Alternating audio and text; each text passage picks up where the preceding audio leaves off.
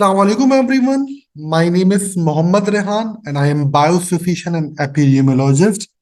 आज की वीडियो में बनाने जा रहा हूँ कॉरिलेशन एनालिसिस के ऊपर। तो कॉरिलेशन एनालिसिस एक बायोस्टैटिस्टिक्स का ऐसा टेस्ट है जिसके जरिए हम किसी भी दो कंटिन्यूअस वेरिएबल्स में क्या रिलेशनशिप है वो मालूम कर सकते हैं। तो ये दो चीजों को जो है वो मेजर करता है ये टेस्ट दो वेरिएबल के दरमियान जो एसोसिएशन है उसकी डायरेक्शन क्या है, पॉजिटिव है या नेगेटिव है, और उसकी स्ट्रेंथ क्या है, वो रिलेशनशिप जो है वीक है, मॉडरेट है या स्ट्रांग है, ये बताता है। तो ये टेस्ट जो है ये कॉरिलेशन मेजर करने के लिए हमें आर की वैल्यू देता है। आर का मतलब होता है पियर्सन कॉरिलेशन कोएफिशिएंट। तो ये वैल्यू या तो +1 होती है या तो -1 के दरमियान, +1 और -1 के दरमियान ये वैल्यू पाई जाती है, ये आर की जो वैल्यू होती है। अगर ये वैल्यू जो है वो माइनस में आती है तो इसका मतलब है कि आपका इनवर्स रिलेशनशिप है, और अगर ये वैल्यू जो है वो पॉजिटिव में आती है इसका मतलब है कि डायरेक्ट रिलेशनशिप। फिर उसके बाद स्ट्रेंथ के लिए जो ना कुछ कैटेगरीज हैं। अगर आर की वैल्यू आपकी 0 से लेकर 0.3 तक आती है तो इसका मतलब है कि वीक रिलेशनशिप है। 0.3 से लेकर 0.7 तक आती है तो मॉडरेट रिलेशनशिप है, और 0.7 से 1 के दरमियान आती है तो इसका मतलब है कि स्ट्रॉन्ग रिलेशनशिप। तो पॉजिटिव नेगेटिव से हमें डायरेक्शन का पता लगता है और आर की वैल्यू से हमें स्ट्रेंथ का पता लगता है कि आर जो एसोसिएशन है वो वीक है, मॉडरेट है या स्ट्रॉन्ग है। ये टेस्ट अप्लाई करने के लिए हमें जो है वो कुछ अजम्पशंस फुलफिल होने चाहिए आपके डेटा में। अगर वो अजम्पशंस फुलफिल हो रहे हैं तो तभी आप टेस्ट अप्लाई कर सकते हो। तो ये आपकी चार अजम्पशंस होती है टेस्ट अप्लाई करने से पहले। पहली चीज ये है कि आपके पास जो दो वेरिएबल्स मौजूद हों दोनों कॉन्टिन्यूस स्केल पे होने चाहिए, कैटेगोरिकल स्केल पे नहीं होने चाहिए। ये पहली अजम्पशन है। सेकेंड अजम्पशन, जो भी हमारे पास डेटा मौजूद होगा हम उसकी नॉर्मेलिटी चेक करेंगे। नॉर्मेलिटी कैसे चेक करते हैं उसके लिए मैं प्रीवियसली एक वीडियो बना चुका हूँ। आप शपीरो विल्क टेस्ट या कॉल्मोग्रोव टेस्ट से नॉर्मेलिटी को चेक करते हैं। तो अभी हम भी जो है वो नॉर्मेलिटी को चेक करेंगे कि इस डेटा की नॉर्मेलिटी है या नहीं। क्योंकि अगर डेटा आपका नॉर्मली डिस्ट्रीब्यूटेड होता है तो आप कॉरिलेशन का पियर्सन टेस्ट अप्लाई करते हैं, और अगर आपका डेटा नॉर्मली डिस्ट्रीब्यूटेड नहीं होता तो आप स्पियर्समैन टेस्ट अप्लाई करते हैं कॉरिलेशन। इसके अलावा आपके पास जो डेटा मौजूद है उसमें कोई ना कोई लीनियर रिलेशनशिप होना चाहिए। तो लीनियर रिलेशनशिप मालूम करने के लिए हम स्कैटर प्लॉट अप्लाई करें। ठीक है।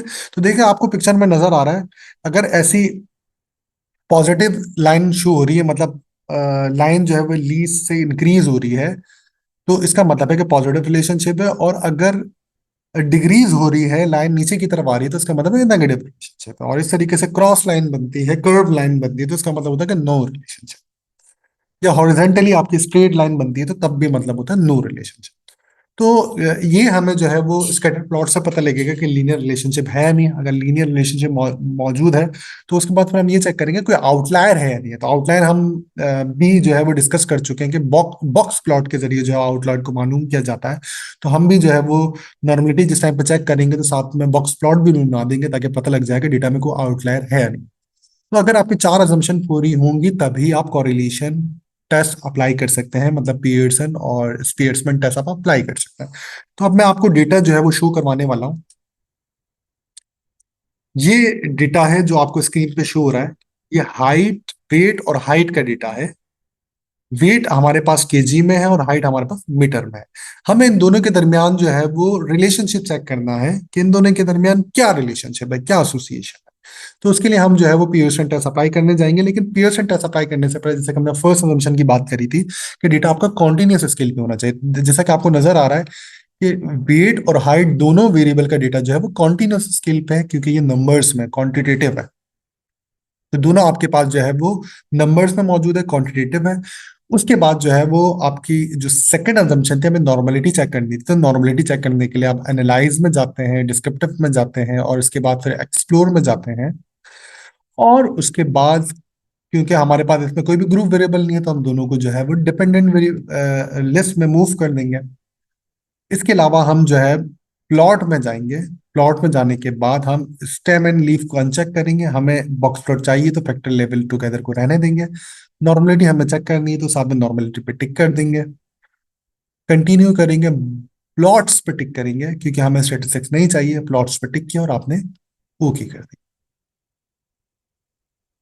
अब आपके पास जो ना रिजल्ट्स आएंगे शपीरो विल्क और कोलमोगरोफ के। जैसे कि हमारे पास जो डेटा है वो सिर्फ 6 सैंपल साइज है डेटा का, तो हम शपीरो विल्क की पी वैल्यू चेक करेंगे। तो शपीरो विल्क की पी वैल्यू आपकी 0.466 है और 0.973 है, वेट और हाइट दोनों के लिए।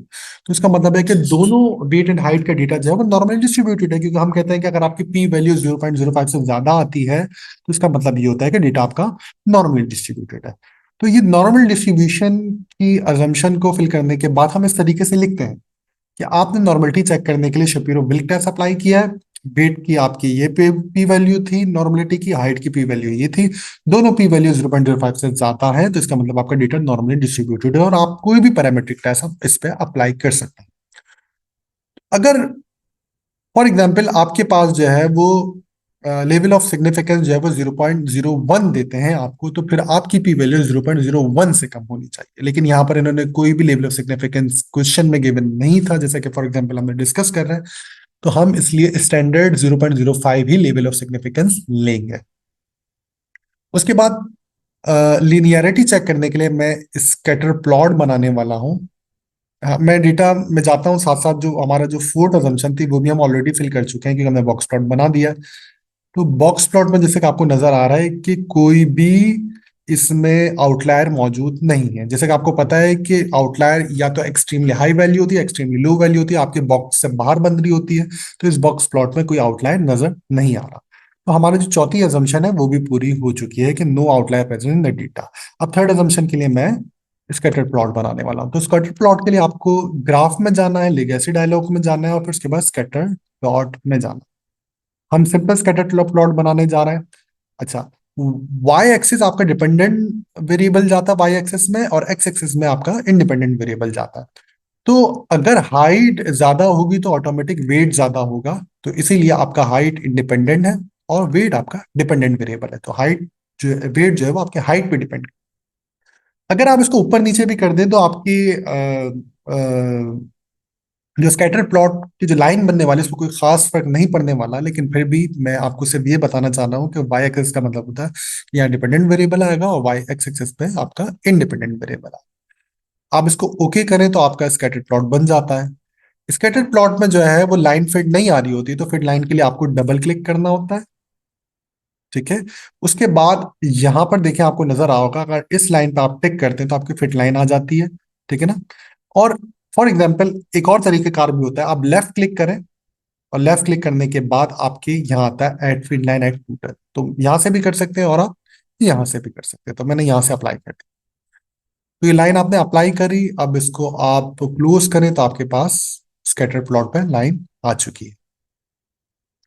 ठीक है। तो इसका मतलब है कि पॉजिटिव लीनियर रिलेशनशिप मौजूद है, क्योंकि लाइन लीज से इंक्रीज हो रही है। अच्छा, इस वैल्यू से कंफ्यूज नहीं होइएगा, ये आर स्क्वायर की वैल्यू है। जैसे कि हमने कहा था कि पियर्सन कॉरिलेशन आर से इंडिकेट करते हैं, आर स्क्वायर से इंडिकेट नहीं करते, ये आर स्क्वायर है। तो पियर्सन के लिए हमें जो है वो कॉरिलेशन वाला टेस्ट अप्लाई करना होगा। अब हमारी सारी अजम्पशन जैसे कि फुलफिल हो चुकी हैं। आपका जो दोनों वेरिएबल है वो क्वांटिटेटिव है, आपका लीनियर रिलेशनशिप मौजूद है, डेटा नॉर्मल में डिस्ट्रीब्यूटेड है, कोई आउटलायर नहीं मौजूद। तो अब हम कॉरिलेशन टेस्ट अप्लाई करने जा रहे हैं। तो कॉरिलेशन टेस्ट अप्लाई करने के लिए आप एनालाइज में जाते हैं, फिर आप कॉरिलेट में जाते हैं, क्योंकि हमारे पास दो वेरिएबल हैं। तो आप बाई वेरिएट में जाते हैं, दोनों वेरिएबल को मूव करते हैं वेरिएबल्स में। हमने जैसे कि कहा डेटा नॉर्मल डिस्ट्रीब्यूटेड है तो हम पियर्सन कॉरिलेशन अप्लाई करने वाले हैं। अगर नॉर्मल डिस्ट्रीब्यूटेड नहीं होता तो हम स्पियर्समैन टेस्ट अप्लाई करते हैं। अभी हमने पियर्सन टेस्ट अप्लाई किया है। ठीक है। ये करने के बाद आप ओके करते हो तो आपके पास रिजल्ट आ जाते हैं।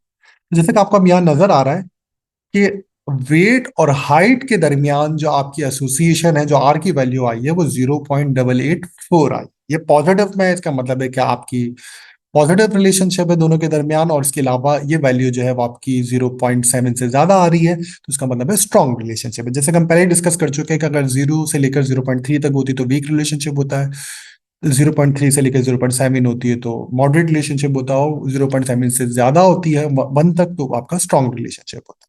ठीक है। पी वैल्यू हमारे पास 0.01719 आई है, इसका मतलब ये है कि सिग्निफिकेंट रिलेशनशिप मौजूद है वेट और हाइट में। अब 6 स्टेप्स के जरिए जो है हम इसको लिखेंगे। तो 6 स्टेप्स को यूज करते हुए आप रिजल्ट्स इस तरह लिख सकते हैं। तो आप सबसे पहले पहली हेडिंग के अंदर स्टेटमेंट ऑफ हाइपोथेसिस लिखते हैं। आपने नल हाइपोथेसिस के अंदर लिखा कि there is no correlation in between weight and height, ये आपकी नल हाइपोथेसिस हो गई। अल्टरनेटिव हाइपोथेसिस के अंदर आपने लिखा कि there is a correlation in between weight and height. ठीक है, ये आपके स्टेटमेंट हो गए। लेवल ऑफ सिग्निफिकेंस गिवन नहीं था तो हमने 0.05 रख लिया। टेस्ट हम पियर्सन कॉरिलेशन अप्लाई कर रहे हैं क्योंकि डेटा नॉर्मल डिस्ट्रीब्यूटेड है, assumption सारी फुलफिल हो गई है। कंप्यूटेशन हमने जो करी, हमारी आर वैल्यू 0.884 आई है, पी वैल्यू हमारी 0.019 आई है। क्रिटिकल रीजन ये कहता है कि अगर आपकी पी वैल्यू जो है वो अल्फा इज इक्वल टू 0.05 से ज्यादा आती है तो आप रिजेक्ट करते हैं नल हाइपोथेसिस को। तो हमने कंक्लूड किया, कंक्लूजन में ये लिखा कि since P value is less than alpha 0.05, हमारी पी वैल्यू कम है अल्फा से, तो हमने रिजेक्ट कर दिया पी वैल्यू को, सॉरी नल हाइपोथेसिस को। और आर जो है हमारा वो 0.884 था। तो therefore we reject null hypothesis and conclude that there is a significant evidence of strong positive correlation between height and weight. तो सिग्निफिकेंट अब बात करें पी वैल्यू पे, पी वैल्यू आपकी कम है 0.05 से, तो इसका मतलब है कि सिग्निफिकेंट एविडेंस है। और आपका जो आर की वैल्यू है वो पॉजिटिव में है तो हमने पॉजिटिव की बात करी, और आर की वैल्यू 0.7 से ज्यादा है तो हमने स्ट्रॉन्ग की बात करी। तो आपका स्ट्रॉन्ग पॉजिटिव कॉरिलेशन वेट और हाइट में मौजूद है। उम्मीद करता हूं कि आपको ये वीडियो अच्छी लगी होगी। अगर वीडियो अच्छी लगती है तो इस वीडियो को लाइक करें, मेरे चैनल को सब्सक्राइब करें, और अगर कोई क्वेश्चन पूछना हो तो कमेंट करें। Thank you so much.